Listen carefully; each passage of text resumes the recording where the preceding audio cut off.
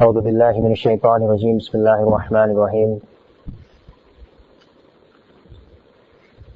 والذين جاهدوا فينا لنهدينهم سبلنا سبحان ربك رب العزة عما يصفون وسلام على المرسلين والحمد لله رب العالمين اللهم صل على سيدنا محمد وعلى آل سيدنا محمد وبارك وسلم.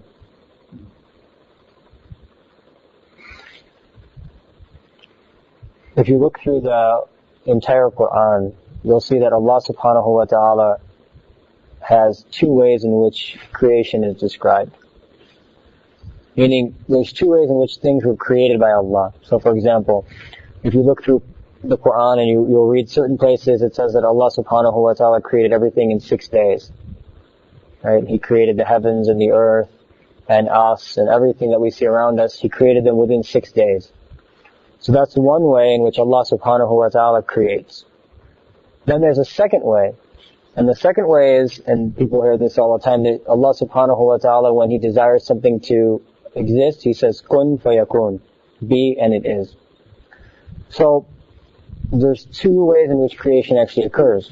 One is this 6-day method, and the other is this method of saying kun fayakun, be and it is.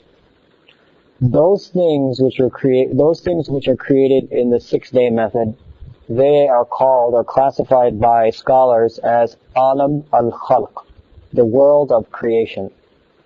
Meaning the world of things that was created in 6 days. So that includes our bodies, the ground, the earth, the skies, the trees, animals. Every single thing that you see on this planet was all created over a 6-day period. Those things that were created through the statement kun fayakun is called alam al-amr, the world of the command. Those things which are created by the command. And in general, as a very rough sort of dividing line, everything below the arsh of Allah subhanahu wa ta'ala was created by khalq over 6 days.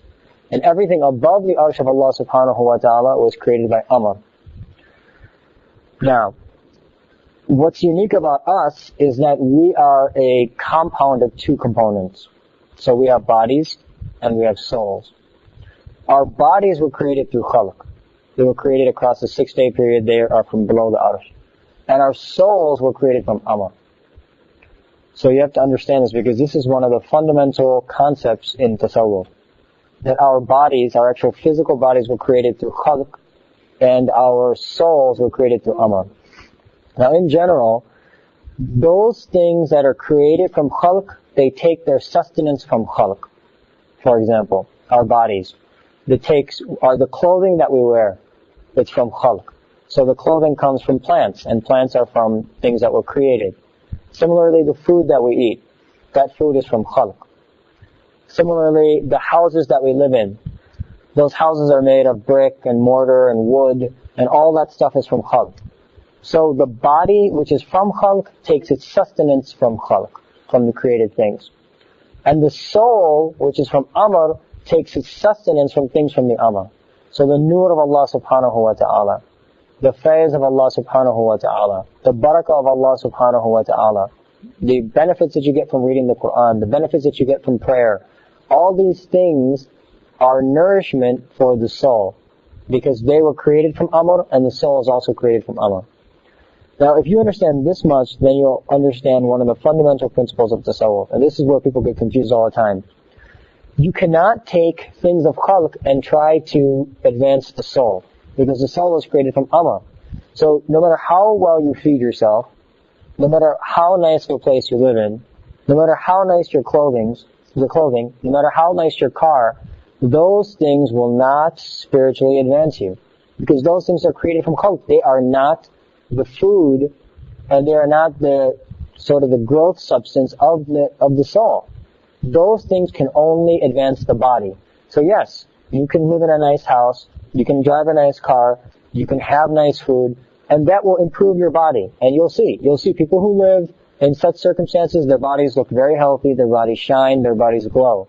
But if you want to advance the soul, then you have to use things that are created from that same alam. So for example, reading the Quran, doing good, attaining the nur of Allah subhanahu wa ta'ala, dhikr of Allah subhanahu wa ta'ala.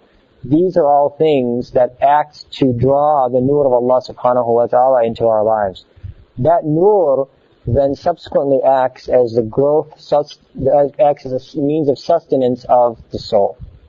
So these are two very, very important concepts that we should keep in mind. Alam al-khalq and alam al-amr. Alam al-khalq is those things that are created by the 6-day method. And those things are the earth and everything that's around us. And alam al-amr are those things that are created through kun fayakun, and they include our soul. And we are a compound of both of those, both khalq and amr. So for our bodies, we have to work and attain food, clothing, and shelter. But for our soul, you have to do dhikr. And you have to remember Allah subhanahu wa ta'ala. You have to recite the Quran. You have to be good to one another. All these things, they attract the nur of Allah subhanahu wa ta'ala, and that actually is the means of sustaining the soul. So if you want to advance the soul, then you have to use those things from amr. And if you want to advance the body, then you use those things from khalq. So you should keep that in mind. Now, this whole concept of muraqabah. When we talk about muraqabah, especially within muraqabah means to watch over. That's simply really what it means in the simplest level. So when somebody does muraqabah, they're watching over their soul. Just like you do the same thing. There's two words. Think about it this way. There's muhasabah and muraqabah. Muhasabah is to watch over your body, and muraqabah is to watch over your soul. So when you do muhasabah, when you do accounting, you watch over how much money came and went. How much did you spend on this? How much did you use to buy that? That's the accounting of the body. And if you don't keep proper accounts, you're going to end up overdrawing on your account. You're going to end up having problems for yourself. Similarly, for the soul, there's muraqabah. And what you do in muraqabah is you reflect on your connection with Allah subhanahu wa ta'ala. You reflect on the Day of Judgment. You reflect on the Quran. You reflect on the Messenger of Allah and all the sacrifices that he made. You reflect on the greatness of the Sahaba. That's called muraqabah. In fact, there's 35 lessons within the tariqah. The very first 5 lessons are all reflecting on Allah, in the sense that you just reflect and imagine that your heart is saying Allah, or that the soul is calling on Allah subhanahu wa ta'ala.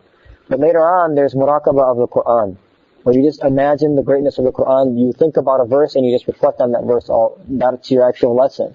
And other times there's muraqabah of the Prophet ﷺ, where you reflect on the Prophet ﷺ and all the sacrifices that he made and all the blessings that he brought to us. There's another muraqabah when you think about the Day of Judgment.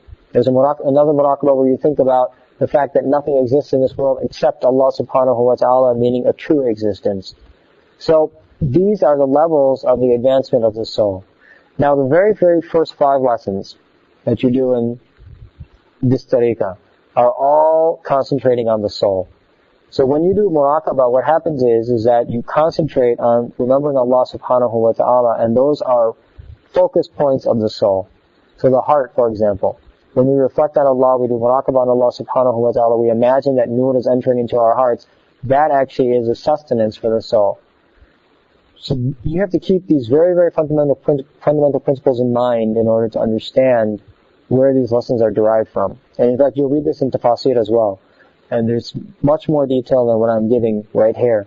But so take home these few central points. One is that there's alam al-khalq. The second is that there's alam al-amr. Those things of khalq are sustained by khalq. Those things of amr are sustained by amr. Muraqabah aims to draw the nur of Allah subhanahu wa ta'ala within our lives. Helps us to reflect and watch over the progress of the soul.